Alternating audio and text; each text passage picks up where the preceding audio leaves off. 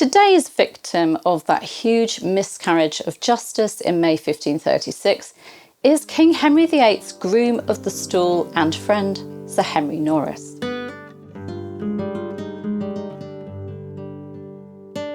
Norris was born sometime in the late 1490s and was the son of Richard Norris.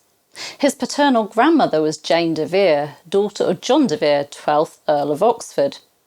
Norris's family had a long history of service to the monarch. His paternal great-grandfather served Henry VI as Keeper of the Great Wardrobe, and his paternal grandfather served Edward IV as a Knight of the Body.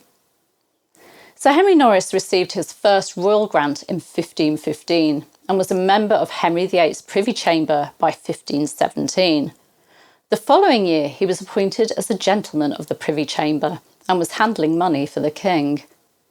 In 1519 he was high enough in the king's favour to be rewarded with an annuity of 50 marks, and in 1520 he attended the king at the lavish Field of Cloth of Gold meeting with King Francis I of France. By 1526, Norris was married to Mary Fiennes, daughter of Thomas Fiennes, 8th Baron Dacre, and the couple had 3 children before Mary's death in around 1530. In 1526, Cardinal Thomas Wolsey had a purge of the Privy Chamber with his Eltham Ordinance, removing men he saw as a bad influence on the king. Norris, however, kept his place and benefited from the removal of Sir William Compton, taking the positions of Groom of the Stool and Keeper of the Privy Purse. The office of Groom of the Stool was the highest position in the Privy Chamber. It was a position of responsibility, trust and influence, with the holder having the king's ear. Just a few years later, the role became incorporated with the office of Chief Gentleman of the Privy Chamber, a real coup for Norris, with him controlling access to the king's private chamber and to the king himself. Courtiers would petition Norris and try to gain his favour so that he would speak to the king on their behalf. Anne Boleyn's biographer Eric Ives described Norris as the king's most intimate servant and confidant. After Cardinal Wolsey surrendered York Place, later renamed Whitehall, to the king, it was Norris who accompanied Henry VIII and his sweetheart Anne Boleyn to inspect the property. He also accompanied the couple on their visit to Calais to gain the French king's support for their union in autumn 1532. And he is thought to have attended their secret wedding ceremony on the 25th of January 1533. His son, also named Henry, was also being educated alongside Anne Boleyn's ward and nephew Henry Carey, sharing a tutor, the French scholar and reformer Nicholas Bourbon. Norris's loyal service and friendship with the king led to him being well rewarded with grants and offices. These included Chamberlain of North Wales, Black Rod, Master of the Hart Hounds and of the Hawks, Graver of the Tower of London, and High Steward of the University of Oxford. He became an incredibly wealthy man. So, how did a man who was so influential and so very close to the king end up being embroiled in the tragic events of spring 1536? Well, on the 29th of April 1536, the same day as her encounter with Mark Smeaton, Anne Boleyn had a conversation with Sir Henry Norris. He was at the time courting the Queen's cousin, Madge Shelton, and Anne was concerned about how long it was taking for Norris to actually commit to marrying her, perhaps thinking that Norris saw the Boleyn family's influences waning and so might cast aside Madge. Anne asked him about it, and when he gave her a non-committal answer, Anne accused him of liking her instead, saying, "You look for dead men's shoes, for if aught came to the king but good, you would look to have me."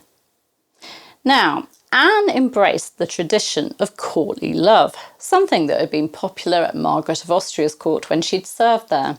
It was all about a knight wooing a lady, often a higher status and unobtainable lady.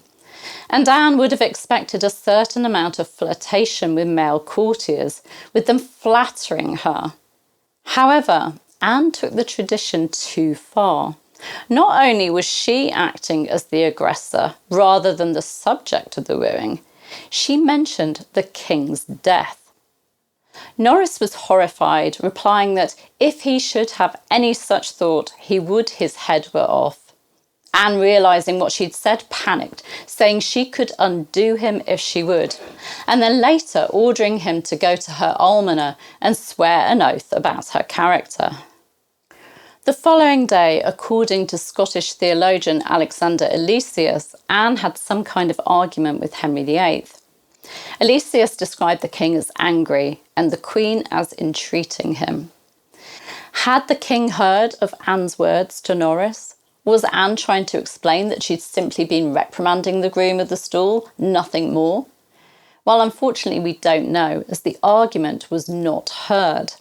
However, their forthcoming trip to Calais was cancelled and arrangements were made for the king to travel there alone.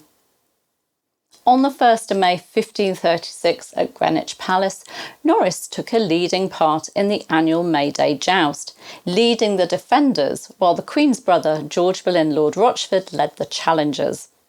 Norris was armed and ready to joust when his horse refused to run. His friend and master, the king, stepped in, offering Norris his own horse, an act of kindness and chivalry. However, a bit later, the king suddenly abandoned the joust and ordered Norris to ride with him to Westminster. According to George Constantine, one of Norris's servants, while the two men rode, the king interrogated Norris, promising him pardon if he would confess. Norris would not confess, and the next day he was taken to the Tower of London and imprisoned there. Gilbert Burnet, Bishop of Salisbury, writing in the 17th century, wrote that Norris said that in his conscience he thought her innocent of these things laid to her charge, but whether she was or not, he would not accuse her of anything, and he would die 1,000 times rather than ruin an innocent person. It didn't matter. Norris was tried for high treason, accused of sleeping with the Queen and plotting with her to kill his good friend, the King. That's how Norris became involved in Anne's fall. But why, after all? He was close to the king. Well, I think it was that closeness, that influence, that brought him down. I believe that Henry VIII was behind Anne Boleyn's fall, rather than Cromwell manipulating the king and making him believe that his second wife was an adulteress. And I believe that he tasked Cromwell with getting rid of Anne at any cost. Cromwell, I believe, used this to his advantage. Wolsey had purged the Privy Chamber back in 1526, and now Cromwell was doing the same, but in a much more final way. Norris was in Cromwell's way. He had the king's ear. He was in control of the Privy Chamber. He was someone people looked to for patronage. He was far too powerful and influential. He had to go, and this was an opportunity to get rid of Norris once and for all. And so Norris paid the ultimate price for being close to the throne. He was brought down by his enemy and lost his life. He was framed, found guilty of high treason, and beheaded on the 17th of May 1536. So that's our second victim, Sir Henry Norris. I'll be back tomorrow with our next victim of the awful events of May 1536. But if you want to know more about Anne Boleyn, her fall, Anne the woman, and the Queen, I invite you to register to get instant access to two events that I've run in the past. The fall of Anne Boleyn and Anne Boleyn, the woman who changed England. There are so many expert talks for you to enjoy with instant access as soon as you register. And you can find out more about them on my website, claireridgway.com.